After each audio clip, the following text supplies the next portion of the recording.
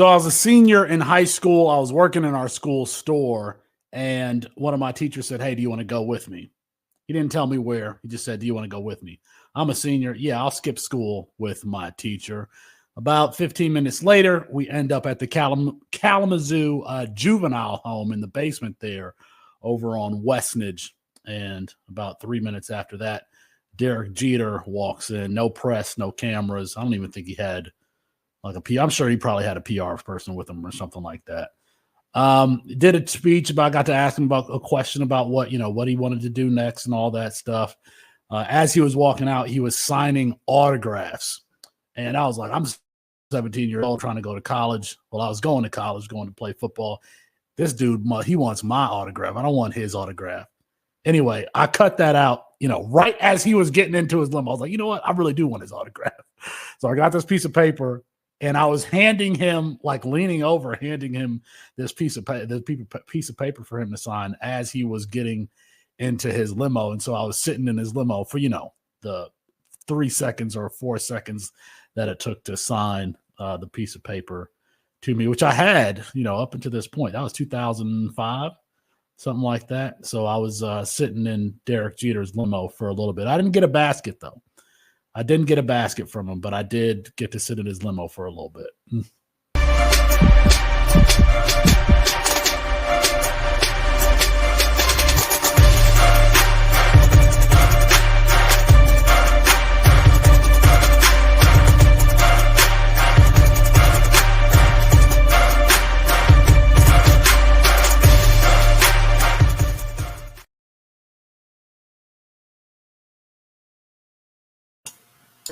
On the fantasy sports advice. Oh, now it's unmuted. Welcome to the Dynasty Pulse. Welcome to the Dynasty Pulse, right here on the exclusive premiere over on the Fantasy Sports Advice Network. Later on, we will have our Dynasty Pulse After Dark segment over on the Undroppables and Fantasy Football Plus. However, what we're doing right now, we have a couple of guests that are waiting in the wings. We love Dynasty Fantasy Football, and everybody knows the old adage that Dynasty never stops. It's a year-round endeavor. But you know what? You know when Dynasty starts? Dynasty starts in high school. You need to be going out there and scouting these high school seniors, seeing what colleges they go to, checking up on what their star recruit level is. That's when Dynasty really starts. And we have a couple of guys from campus to Canton who are very, very locked in to this space. I'm talking about Felix Sharpe, and we got Mike Vallerie, Dirty Mike. They're both in the house with us tonight from campus to Canton. Introduce yourselves. We'll start with Felix, and then we'll get to Mike. Hello. I'm Felix. Nice to meet all of y'all. Nice to see y'all. Thank you for having me. Where can people find you, Felix? At Sharpe Review on Twitter, one of the co-founders of CampusToCanton.com, your home for all things college fantasy football. If you're curious, if you love the game, go check out the website. So absolutely. And how about you, Mike? Obviously, you're at FF_Dirty Mike. Oh, yeah. I am from Campus Can here. I'm one of his contributors. I'm a non-founder. I keep badgering them to only buy into the company, but they won't let me do it because they already got it all set. They don't need any extra sponsors there. But it's a great run business, and I love to be a part of these guys, and honestly just love the college football space. Awesome. And I'm a subscriber and totally utilize your tools in the FF Eliminator. The college eliminator, this last round from Fantasy Cares, FCE, the FC Eliminator, I was absolutely embedded in the Campus to Canton stats and right there on the website. It's an invaluable tool. If you're not already a subscriber to Campus to Canton, get over there. And if you want to win in Dynasty Leagues, you got to know who's coming from where. And we will get way, way more in depth on this episode into what these guys are looking at and how we can use that to our advantage in Dynasty. We got some great questions for you guys. So let's go ahead and get it started. We've got Felix and Grindberg is going to go ahead and and launch this thing. Let's go. Yeah, well, thanks for coming on the show, guys. This is kind of like our, Shark Tank, if you will. We're going to probe you guys as far as giving you some questions. I'm sure that you know what's about to come, but we're excited to have you guys on. And then we're going to start the probing with Schultzy. Let's get it going. Mike likes to probe. We probe everyone around here, equal opportunist probers. So for me, Felix, my question here, I'm a guy and like no college fantasy experience whatsoever. Campus to Canton players, like honestly, it impresses the heck out of me. And a lot of my exposures come from meeting bigz and like hearing him talk about it and just kind of chatting him up like casually about it. Honestly, the whole thing's really impressive to me. In the dynasty world, we got to focus on one draft class at a time, and it always falls in. So, it's just you add the guys to the player pool. The sheer number of players in your player pool it's like astronomical, like compared to just playing NFL fantasy, right? Michael and bigz kind of hit on it in the intro, but personally for you, where do you begin the process on these guys? You talk about the player pool. I think it's about 14,000. About the last time that I thought about it. Good God. It's a good question, and I'm sorry that I have an abstract answer, but it starts with, personally for me, I have a love and passion for the game. I always have. My uncle was a first-round draft pick in 1982, a few picks after Marcus Allen, 13-year career, 3-time Pro Bowler. I can remember swinging from his arm in the house that he bought for my grandmother. So I love football. Hear my words there. I didn't say college football, I didn't say NFL. I actually love and have a passion for the game. So that leads to curiosity about the game, whether it be, why certain plays work, why certain players are successful, how to run better. Well, when I was, playing the game, how to run better routes, how to get better at the game. When I was coming up, played in college, played at Valley State University with guys like Brandon Carr and Scuda, Cam Bradfield, who played for the Jaguars for a little bit. So, where does my process start? I think, and I'm sorry that, I don't do spreadsheets or anything like that. But for me, it really starts with the love that I have for the game. And because I love the game, I'm very curious about it. So, seriously, like if there wasn't college football, I would just go around my local area here and probably go to high school football games, which I have, by the way, and, here in. So, that's my. I just really love the game, and I'm curious about it. Fantastic, and that's kind of like how we fall into it. I have been to some high school games recently, and they're pretty fun. I was at a game locally in Sacramento, and I saw a tendency that the opposing team from the team that we were watching, every time their running back, their primary running back, would line up on line of scrimmage, they would throw him the ball. So I'm in the stands and I'm yelling to their coach, "They're going to throw him the ball," over and over again. And the coach never picked up on it, but I saw it from the stands. There's a lot of good high school football, by the way, in California. Absolutely. Folsom, Mater Dei, St. John Bosco in St. John Bosco is Southern Cal. Yeah, there we go. De La Salle, Folsom, Grant, those are all right here. Shout out to my boys from Skyline out there. So yeah, there's a lot of good football in California. Love it, and that's kind of I was gonna kind of allude to that. You're so plugged into the C2C game, you have to have a recognition of where those high school hotspots are. I am also a lover of football, and it comes from playing when I was in Pop Warner in high school and all that stuff. And so I enjoy spending my Saturdays with my YouTube TV DVR and just watching games over and over, fast forwarding through commercials. I can get through probably 10 games every Saturday.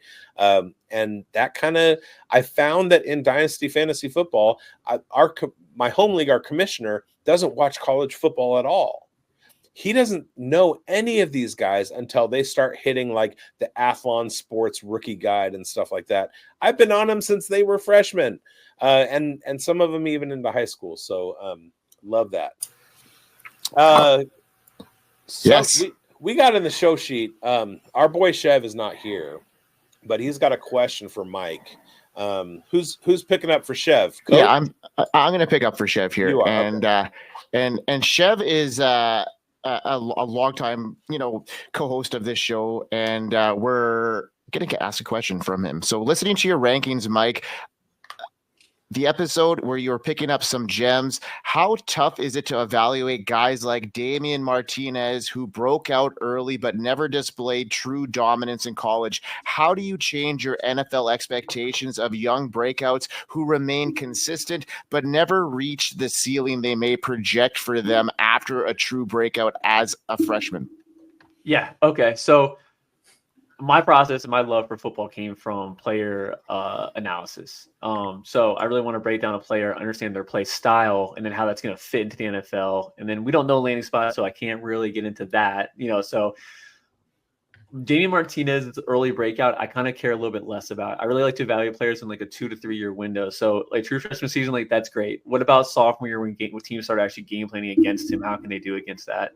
Also, his freshman year too, he was running with, was that Talise Falga that was on the right tackle too? So he had some, I think 2 or 3 offensive linemen in the NFL already on that line at Oregon State. Now, Oregon State's a shell of its former self, but he goes over to Miami and it's a little bit of a slow exchange there. So we kind of see the slow adjustment. I don't think it was a game speed thing. I think it was a offensive structure type of adjustment there. So he needs to run a certain scheme. And that was kind of, a little red flag. It's not like, he's terrible. It's just saying that he fits a certain system more than he is an all-around talent. So if we expand on that too, then you kind of like understand more about running style. You go into like the micros into his game. So as a pass catcher, like he just checks the box. I don't really get too much into pass catching. For me, that nowadays, that's just a check in the box, unless you're a special talent, talking about like the Austin Eckler, Jahmyr Gibbs level of pass catchers. But so as a runner, like, yeah, I think it's a great early down banger. And with those guys, it's just like, if they're not getting touchdowns, they're not getting you fantasy value, and I can't project that. So that makes it tough. But also, if I'm thinking that his talent's not a special one, he's more of a dime a dozen, he's probably not a first, second round pick. Like teams are going to blow that on him. So to me, third round is like the ceiling. And even so, it's I feel like that type of prototype player, you see more fourth, fifth, they're backer round guys where the starter goes down. They have a nice cheap replacement that's good enough to get the job done.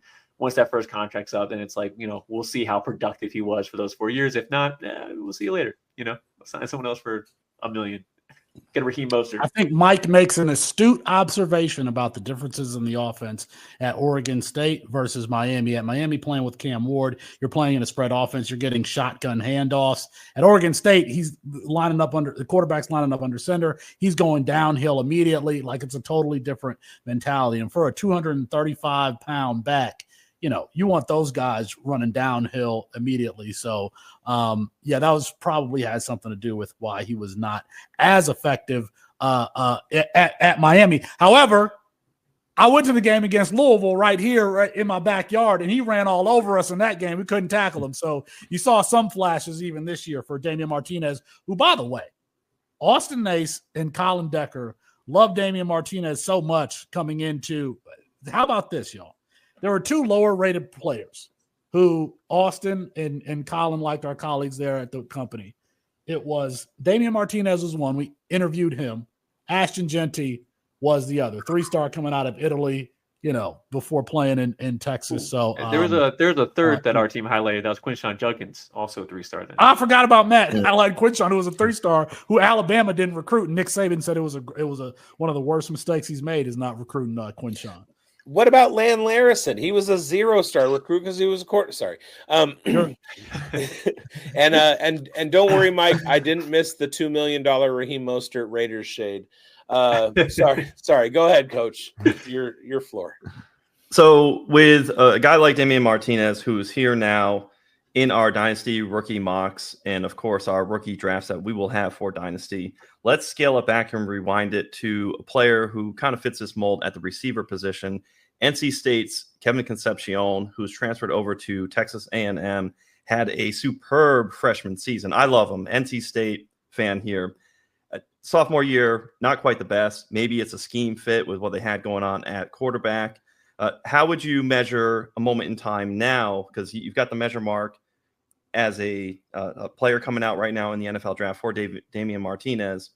But now we have a situation where it's kind of like a live rep, right? Concepcion, we love the talent as a freshman. Is that a scheme issue that he had? What's your trajectory for somebody like him in his final years of college? First of all, I think you should like more than you should like CJ Bailey, your quarterback, more than anybody else. And Mike, I'm interested to hear your answer here. But for me, Casey Concepcion is like a poor man's Luther Burden, schemed up, slot wide receiver. They're using him in the run game.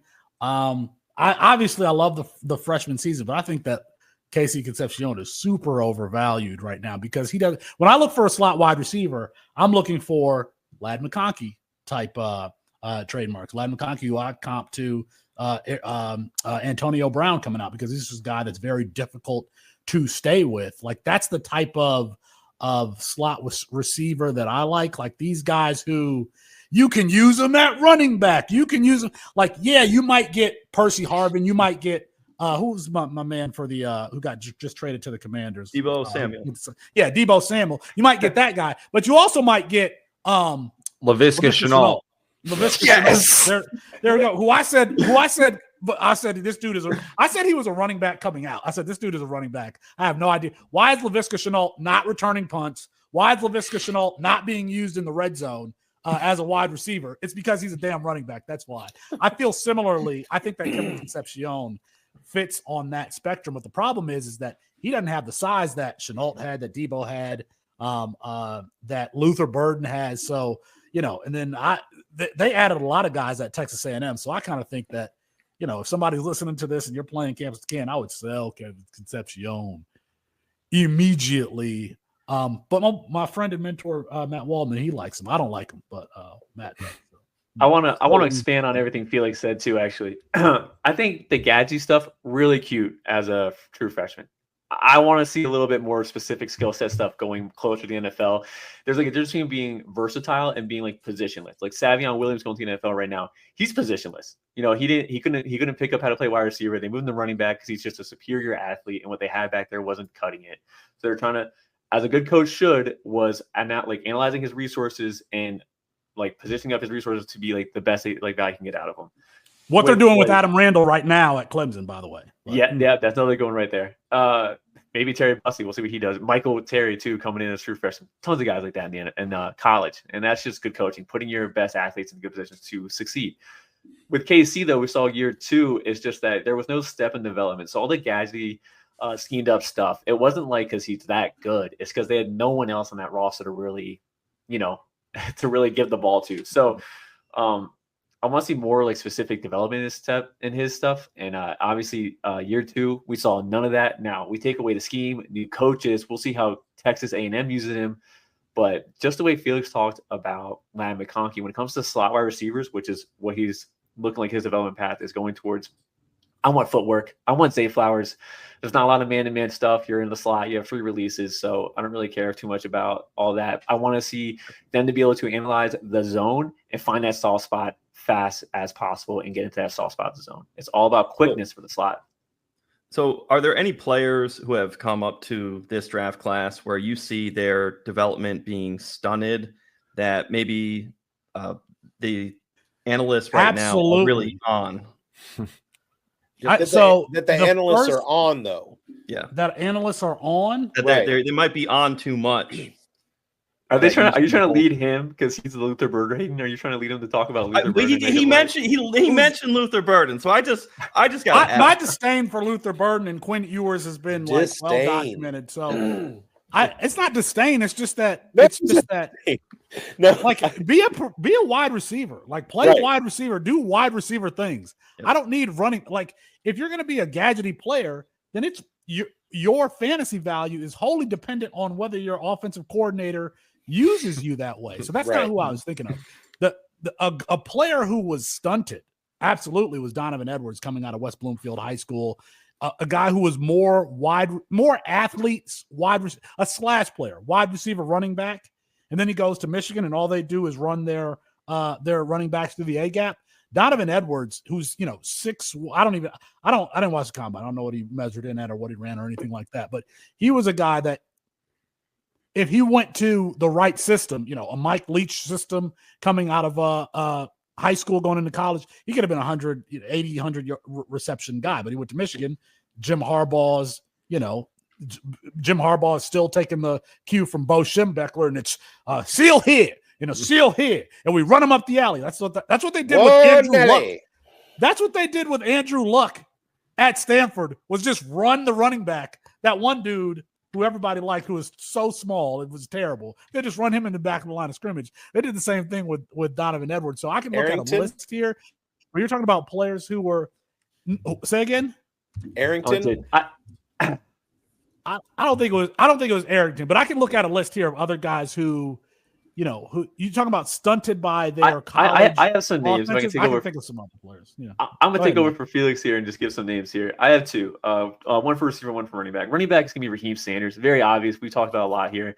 Is the added weight, like these strength and conditioning programs trying to add on all this muscle to give these guys power, but then they sacrifice power for their functional mobility and athleticism. That was clearly Raheem Sanders. Ollie Gordon probably fits this too, adding on that extra 15 pounds, actually a little bit heavier since winning at the combine. And then on the receiver end is Tez Johnson. A lot of these gimmicky offenses that are very high octane and they score a lot. We love those guys. They look really great in the spreadsheets and everyone that does like the analytics, but like Jalen Hyatt didn't know how to play wide receiver. And I think everyone understands that now, that he doesn't know how to play wide receiver. Tez Johnson, same thing, very low A-dot type player. And like he looked really good running routes I can't even say running routes. He looked very athletic at the Senior Bowl, doing like the routes you wouldn't see it really on a game day. But there's players like this every single year. And I think Steve Smith said it last year really well on his podcast. I know he loves everybody but Jerry Jeudy. But Steve Smith said that colleges aren't developing route runners anymore. They're just kind of having guys fit their scheme. I thought that was so accurate, and I was really kind of like, yeah, he's really dead right. Now, just to give a positive example, just to get off the negative for stunted, Brashard Smith from Miami was a yak wide receiver. Oh, Chev. Oh, yeah. Get bricked up. Yes, sir. Yeah, yak wide receiver. If you pull up his 24/7 page, his athletic comp is Tyreek Hill is his athletic comp coming out of high school from 20% Sports. Now, they tried to scheme him stuff the way a lot of coaches do true freshmen, but he just never really developed as a route runner. Now, when he transferred to SMU, hats off to them. They put him in the running back role, and they had him succeed, and the yak stuff fully transitioned over. So, a discount Tyrone Tracy type story there. Mike, did Brashard Smith break all the year 1-0 thresholds? 6 of the 8. 6 of the 8. Okay. So you guys are just in my brain bringing up more questions than you're answering. Also, Sanders, who like I've been on for a long time because I'm a whore for Razorbacks, but he came in at 217, which was almost 20 pounds short of what he was listed as after he left Arkansas. So his agility showed out at the combine. And spoiler alert, he's part of my question. But I think we have Grindberg to go yet. Yeah, well, I got a question, and this is for Felix because I was really intrigued after you talked about TreVeyon Henderson on the Undrafted pod with Jax Falcone, my home dog. Let's talk about him because you talked about him not being able to handle a full workload. You were worried about his size, struggling in between the tackles. That was, of course, before the combine. He tested pretty well, and his potential moving forward. I'm thinking he, for me, is in my top 3. I have him at 2 right now. I got him like right between him and Hampton, and I'm just wanting to get your insight from him, what you saw in his college years that made you, have so many question marks about him. Yeah. By the way, I should say, like, I do not watch the combine anymore. I used to, and it doesn't. I get pieces because I'm on Twitter. By the way, when Calvin Johnson ran a 4.37 in what 2008, 9, 10, somewhere around there, that was like blazing. Now you got all these guys running 4.41, 4.39. It's insane. As far as my concerns about TreVeyon Henderson, seeing him in college, he's a guy. Remember Ronald Jones coming out of USC? Ronald Jones coming out of USC, like it was like the Red Sea would part, and he was just faster than everybody, and he would run to the end zone. And I'm not saying I think TreVeyon Henderson is a better player than Ronald Jones was. I think that he's a better pass catcher, but he is a scat back. He's not like, I think of a full, like a 3-down guy, even in the passing NFL, is a guy that you can run between the tackles. You know, you can play on 3rd down, on 3rd and 5, you know, that they can do everything. You can put them in at the goal line and they can push it in. Jahmyr Gibbs is that type of player. You think Jahmyr Gibbs is 200 pounds as a freshman at Georgia Tech running over Jeremiah Owusu-Koramoah when they played Notre Dame. Like he ended up being, what, a 2nd-round draft pick. So size isn't everything. Like I see a player who's not overly physical, who's obviously explosive, who's not overly physical. Like the tools in his tool belt are that speed and explosion. It's not lowering the shoulder, running through tacklers, right? It's not stiff arming players. It's not physicality. It's the finesse stuff. So if you find like a guy like that, if they go to Miami, if they go to San Francisco, where you're running wide zone and you're just getting to the edge and that speed is like they could have success. But if you're going to play, you know, what New England used to do with Belichick, what the Lions do, like running backs through the A gap and B gap, like I don't think that he would be very successful in there because arm tackles, you know, when these linebackers are engaged and they reach out their one arm around them, they're going to be able to tackle it. You know, like there are other running backs in the NFL that you can't do that. You get him on screens. Let's see if he can develop as a, you know, we didn't see him a lot like actually line up in the slot like we saw from Jahmyr Gibbs at least at Georgia Tech under Jeff Collins. But I think that he potentially has that skill set. But my concerns, it's not even concerns. Like I think that TreVeyon Henderson is more like Theo Riddick than he is Jahmyr Gibbs. If he's closer to that side of the spectrum than the Gibbs side of the spectrum, Gibbs who can do everything. Listen, I bet you, I don't know what he did. I bet you that he actually blew up the combine. I'm not surprised by that, but he's still not a physical running back. And by the way, he used to fall down a lot running through the tackles. He would trip over his own feet for some reason. So I like physical running backs. A guy that I compare a lot of running backs to, if they have it, is Ramondre Stevenson. Because Oklahoma versus Texas Tech at the goal line, you see Ramondre Stevenson running through 300-pound defensive tackles. Go ahead and show me the clip of TreVeyon Henderson doing that. I'll wait from now until the end of time for you to show it to me. I like how you mentioned the spectrum. I'm on the spectrum. Speaking of the spectrum, Schultzy. Dude, those are a lot of really good points. And I think, obviously draft capital and landing spot's going to be huge here, but I think those couple teams you did mention where you would like him, oh my God, if he did land there, like I think the dynasty community would be freaking out.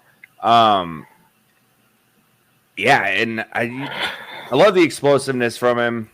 I do think you're right about some of the physicality stuff. And my thing is, we like to think that NFL coaching staffs and front offices are not stupid enough to draft a guy and square peg round hole him, but it happens all the time. So I hope it doesn't happen to him. What?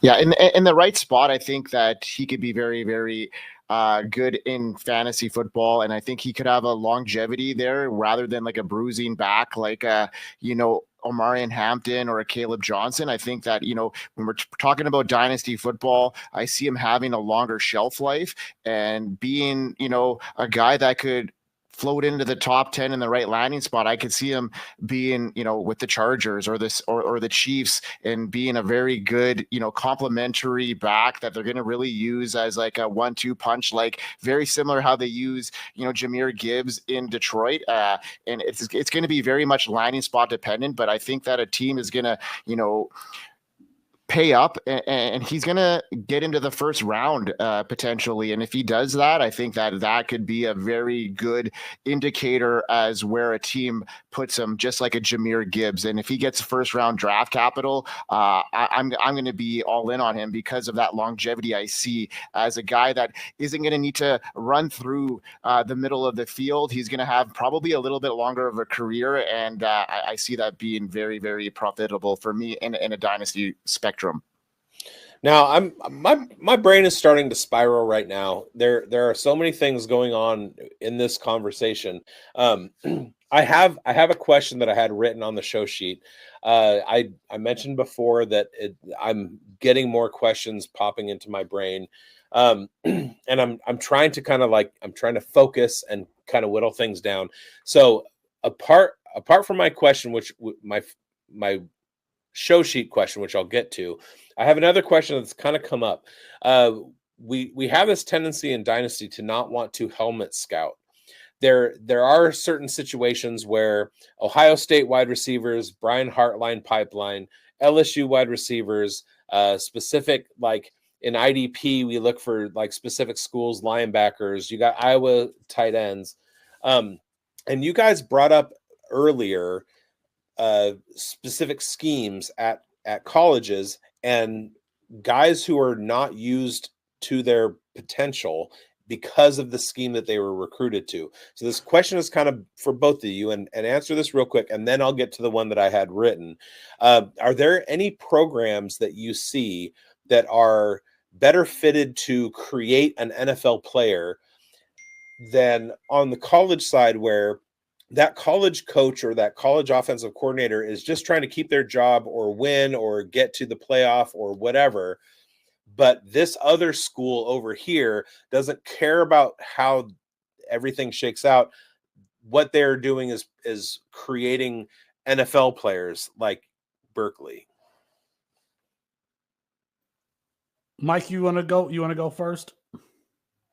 Yeah, I can do this. I don't really follow the programs per se. I more like to follow the coaches. The coaches kind of are the scheme. And they, when schools bring a guy in, they don't say, "Hey, this is the scheme you're going to run." They bring a coach in to bring in his scheme, and so on and so forth. So, like, following coaches for scheme, for example, instead of saying Ryan Davis is the obvious answer, I'm going to talk about Garrett Riley here, who is the current coach at Clemson. He is the OC there. But before that, TCU. And I know you guys in fantasy for Dynasty know all the TCU first rounders that were not working out.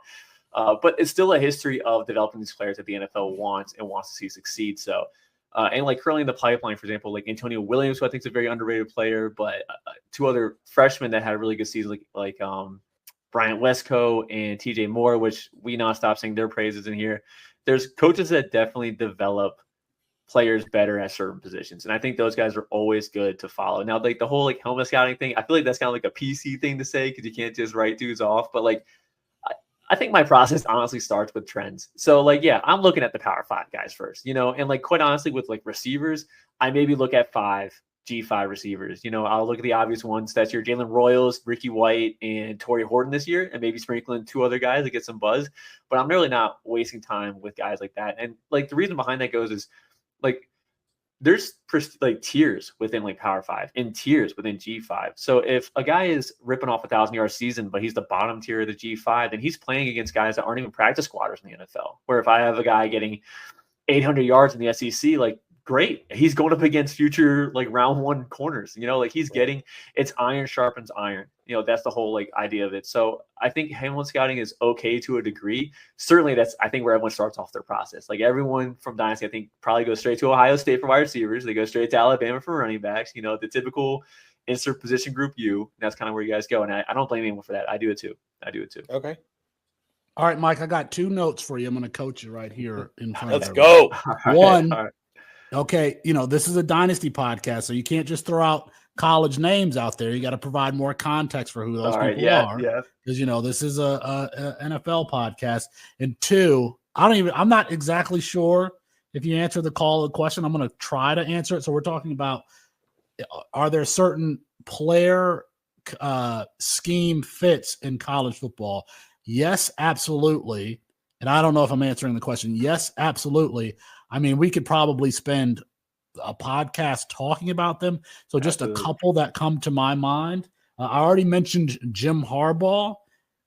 By the way, Jim Harbaugh and what Michigan do what they do offensively, that's why we were apprehensive about J.J. McCarthy going there. That's why we're kind of we haven't seen J.J. McCarthy on the field. I'm still apprehensive about what he's going to do as an NFL player because they never they never relied just on him to win the game. They never really did it. Despite him being a 5-star prospect coming out of IMG, highly touted guy, they still they're so stubborn. That offense is so stubborn. That coach is so stubborn.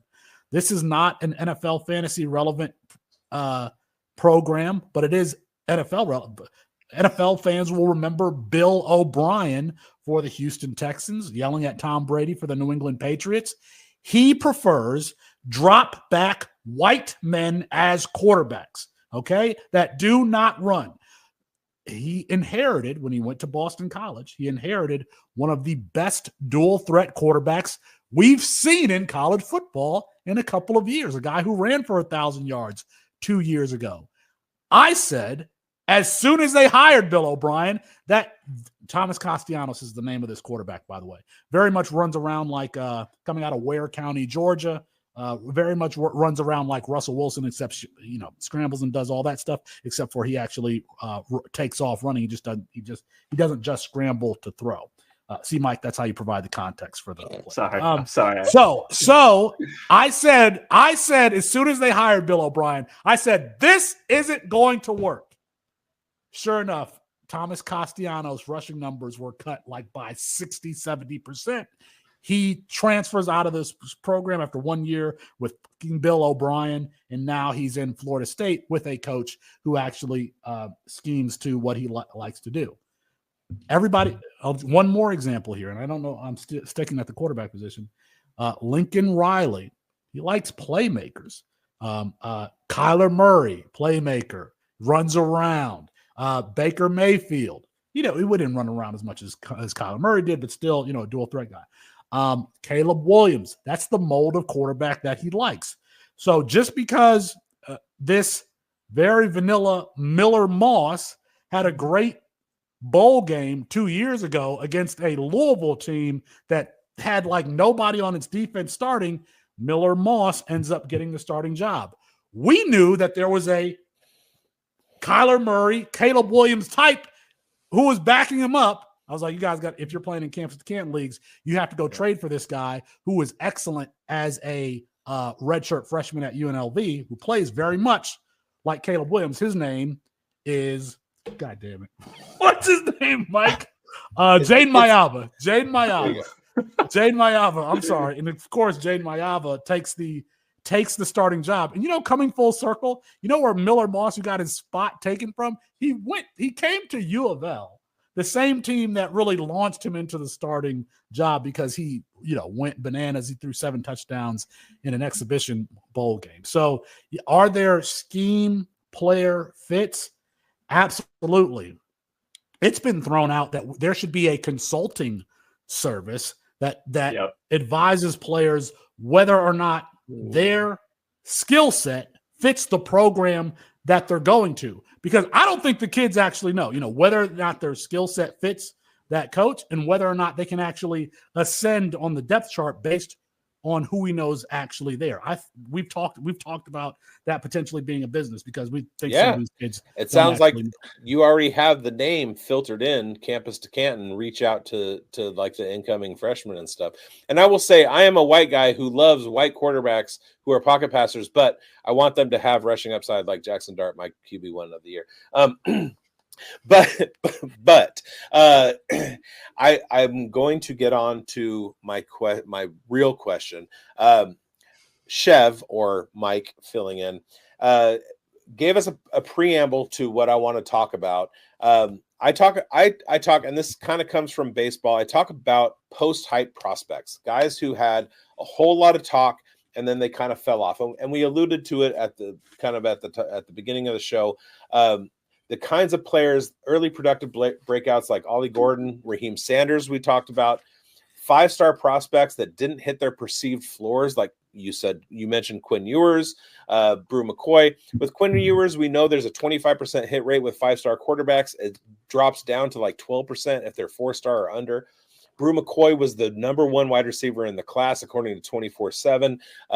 Nobody's even talking about him. The perspective on these guys changes over time because in campus of Canton, we wait for them to kind of rise up. We wait for them to repeat the years that they have as freshmen or sophomores, or hit what they're supposed to hit their potential from their incoming freshman years. The average fantasy owner doesn't hear about these guys because they start to fail in college. They're value craters. Do you find yourself in your campus to Canton leagues when they are rising to the dynasty level? Do you hold on too hard to people because you know that there's that potential there, or do you just wash your hands of them because you've seen like kind of over their sophomore or their junior and senior years, they didn't hit it again, and then maybe they go back for a 5th year and you're like, oh God, now they're out of the rookie, like the best profile for a rookie coming into the draft? Are there a couple of guys in this draft that you're excited about? Because like I'm excited about Raheem Sanders. He was like high on my RB list a couple of years ago, and then he went through injuries and coaching changes at Arkansas, and then he transferred and all that stuff.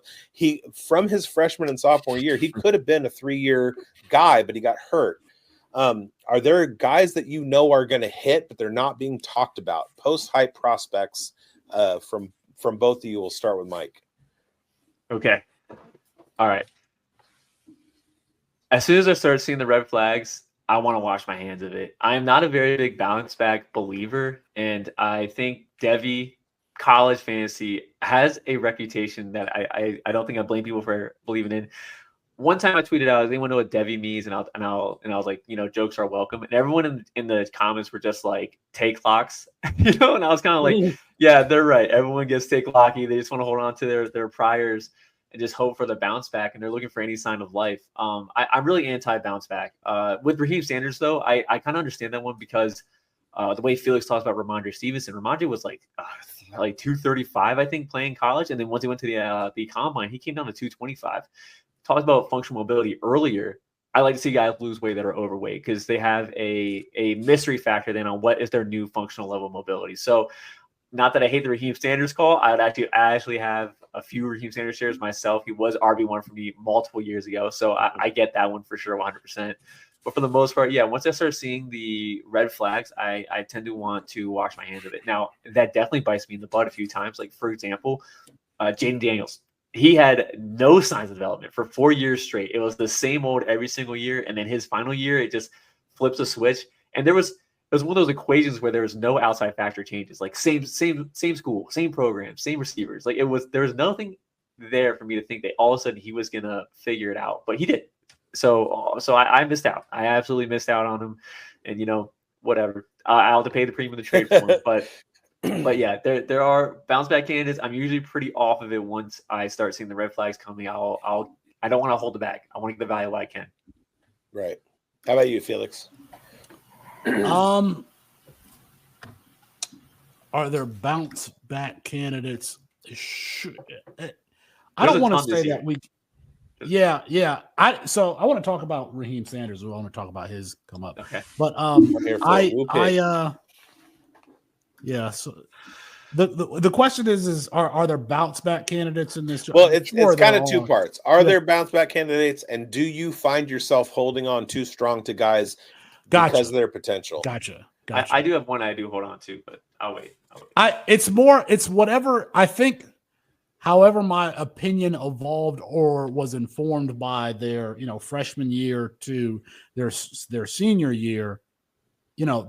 That's my opinion of that player. Now, the thing about what we do at Campus Canton is like I've kind of like we've moved on from this. Like we're looking at Bryce Underwood and the freshmen that are coming in. So like these players' value, it shifted between their freshman, sophomore, and junior year, and then it kind of like solidified and congealed. So it can be easy to get take lock, and then you get the dynasty community jumps in once they And then like I'll talk to Scott and I'll be like, I didn't realize that player was going to be an NFL player, or I didn't realize that was the opinion about that player. Like I'm getting surprised that people are like Jackson Dart was one of them. I didn't realize that we liked Jackson Dart at USC, when he was a freshman. Right. He's if there was a swag All-American team, he would probably be the starting quarterback on the swag team. So, but yeah, I can get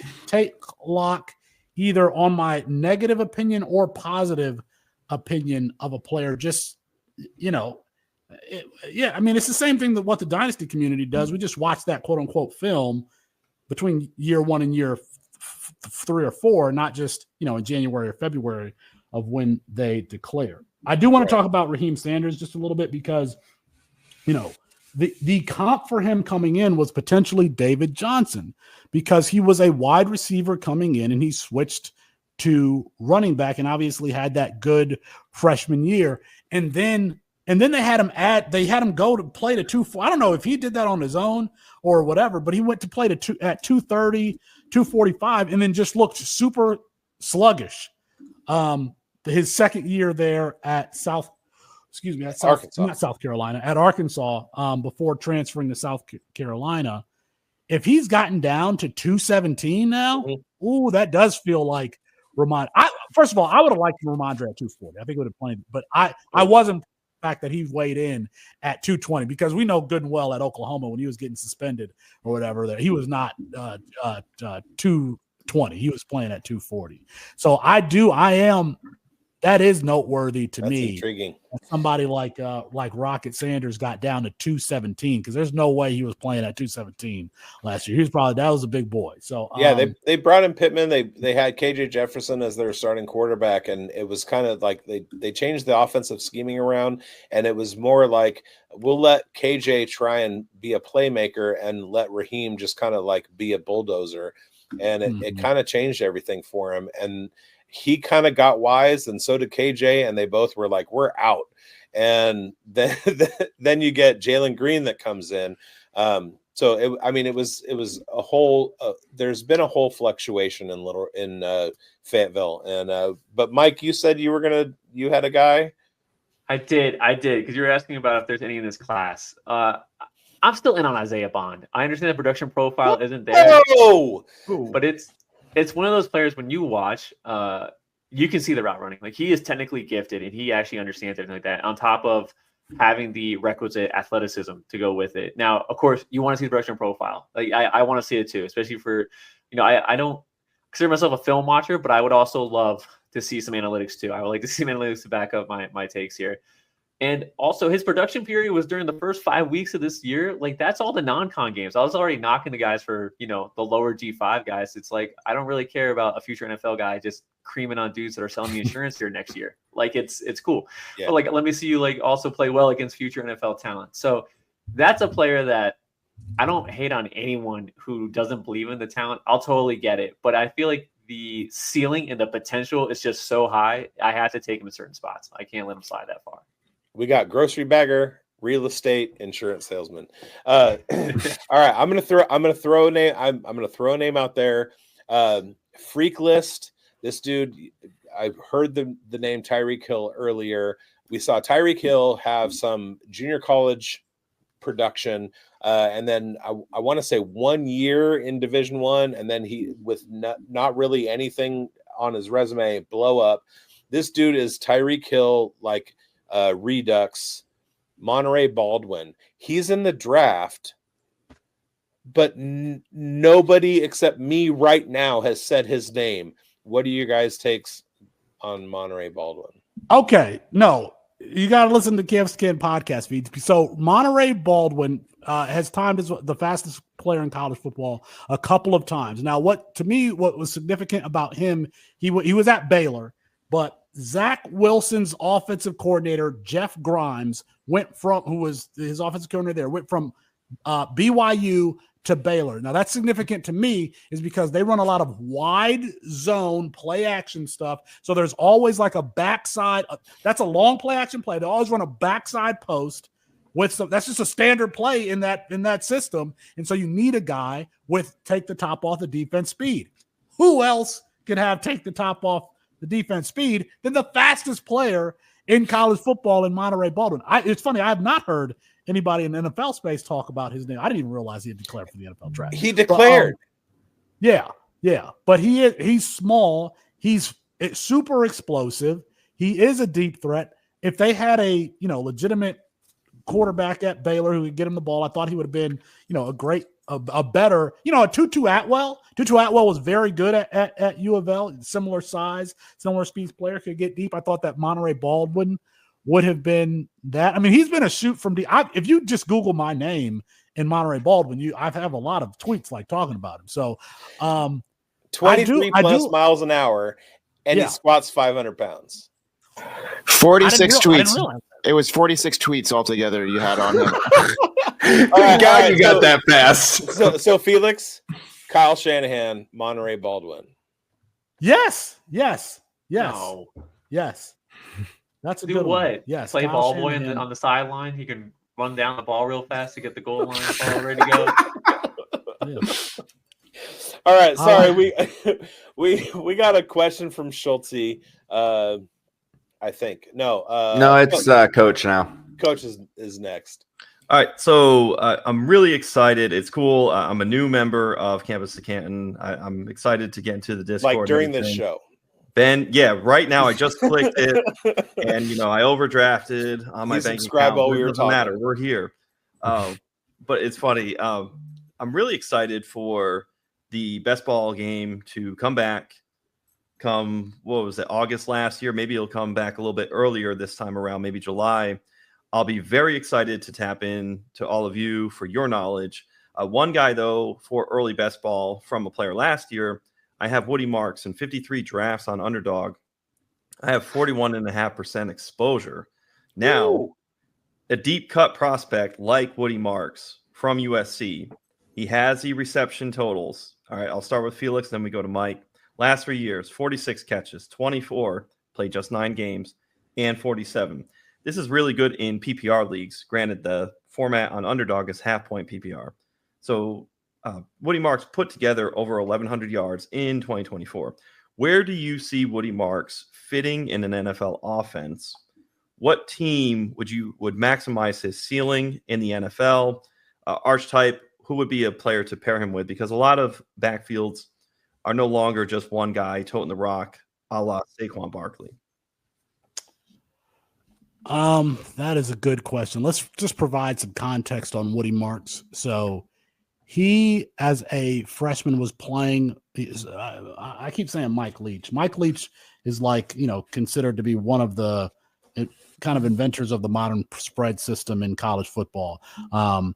He was at Washington State and Texas Tech, and at the time he was at Mississippi State, where Woody Marks started his career. So if you look at Woody Marks's early statistical years, he had a lot of receptions, not a lot of rushing yards, because that's what Mike Leach's teams did with their running backs. He was a very productive pass catcher.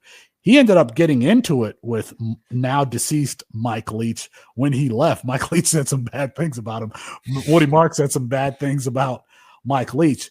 And anyway, he goes to USC and he shows that he's way more well-rounded than how he was used at Mississippi State. So we talked about, system and scheme and player and all that type of stuff earlier.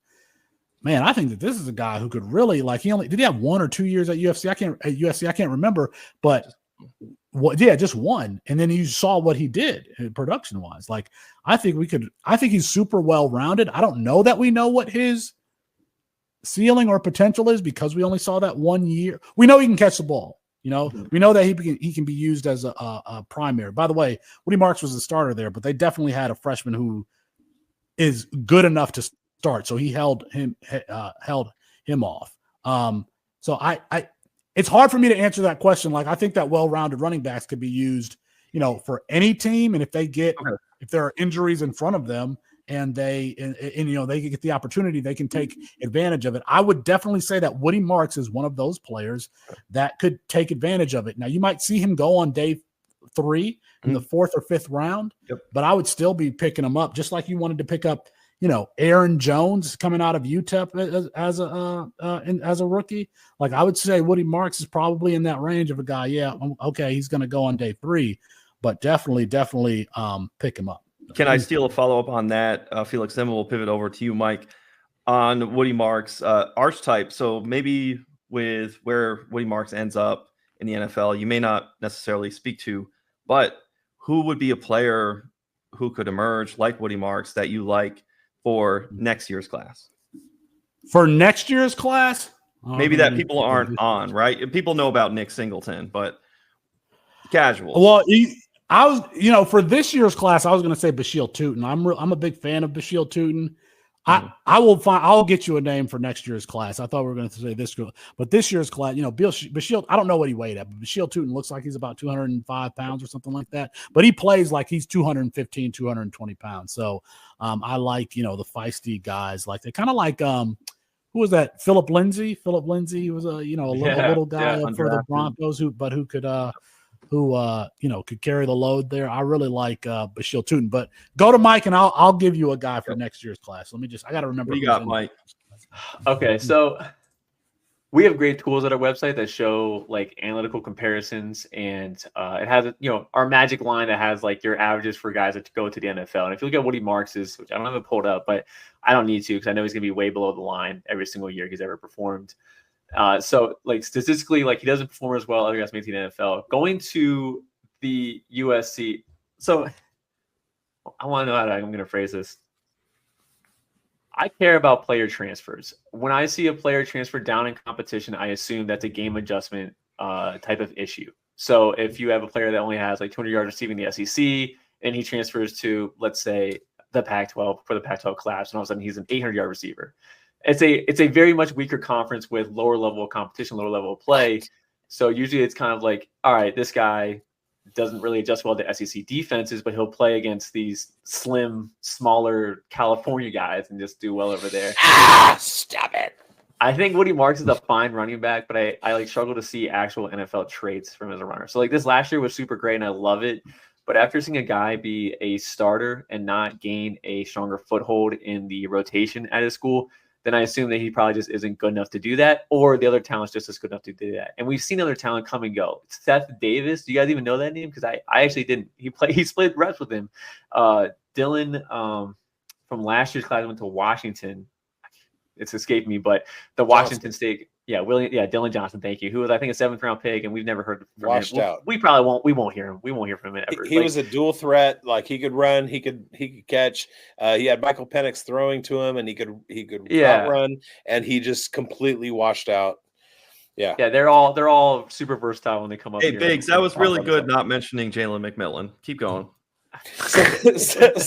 So what about going from the Pac-12 to the ACC and leading the ACC in rushing like Javid Best is going to do next year? Is that like a thing? It is a subjective. It's a subjective statement. Like if you look at like NCAA 25 and look at like the star rating on schools, maybe you could use that. But I think there's, like I said, if you transfer down, I don't care about you anymore. What about transferring up? So Cal goes to the ACC. Yes. Javid Best kills. All about. Love those guys. There still is like a high level competition. So the guys that do succeed doing that, I'm trying to think of examples because we've seen a lot of failures at wide receiver lately. But like there are some guys that do transfer up that they do just fine. Like and now you're saying that the ACC is better than the Pac-12 was? I think they're probably on par. Honestly, they're probably on par. Yeah, I'll take that. I'll take that. Yes, sir. Yes, sir. Yeah. But SEC on top. So yeah, of course. All right, folks. I'm going to wrap this up for the first part of the Dynasty Pulse. Wait, we got a story. I do want a story from Felix. Felix is from from Michigan. He's from the Detroit area. He's going to hit us with a story. All right. Thank you for that story, Felix. The only thing I have to ask you after that is, did you ever meet Drew Henson? No, I've never met. Okay, I've never met Drew. I've met Bill Cosby though. No. Okay, let's go back to the Jeter story. No Drew Henson. We're good. All right, Mike, go for it. I didn't know Felix was a victim like that. We love it, guys. Okay, we're gonna wrap this up. Feel free to stick around for After Dark. We got a lot more conversations happening. Dynasty Pulse After Dark. But we had Felix Sharpe and Mike Vallerie from C2C Campus to Canton. Appreciate you guys for tuning in and coming in and talking ball with us. Tell everybody what you're working on right now. We'll start with you, Felix. I'm not working on a damn thing. Go to campustocanton.com and sign up at the website. Play college fantasy, play a Campus to Canton League. Love it. Mike? I am working on stuff for Felix. I'm working on the Devi guide that Campus Canton drops out here. I believe it's going to be 2 months out. We drop that every single year. It's a really great product. I actually do think we kind of knocked it out of the park. We have some great calls too, some deeper names, and we do elevate up that workout pretty well for us. I'm also working on my grades too. I got to finish them up. I've been like dragging my feet on it. I just got to do some small adjustments from the combine, but for the most part, I think those are my 2 projects I got going on. That's about it. Yeah, get your grades up, Mike. I'm not mad. I'm just disappointed. Also, you guys come out to Canton and play some wiffle ball with Chris Froton and Scott Fish at 2 a.m, and we'll have some fun. Yeah, I mean, you guys have really enlightened me today and gotten me on the train to maybe get into a couple more Campus to Canton leagues. I'm in 2 right now. I started 2 years ago, and it's just been something that I'm really trying to get myself a little bit more familiar with, getting myself into the Devi game. And you guys are the pioneers, and it's something that I think needs to grow more. And you guys are the pioneers of this, so we appreciate you guys, laying the footwork for us to get more involved, and we hope to help you guys build that community and get more people playing these Devi leagues and Campus to Cantons, because they roll into Dynasty. So if you're into Dynasty, try your feet into a Campus to Canton league. They're exceptional. Anything to add to that, guys? It'll only help, and don't worry, Mike, I'm not going to tell them what you did. It's okay. No, I just appreciate you guys having me. It's been a joy talking to you guys, so I appreciate it.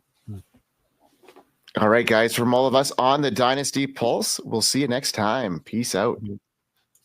Stick around.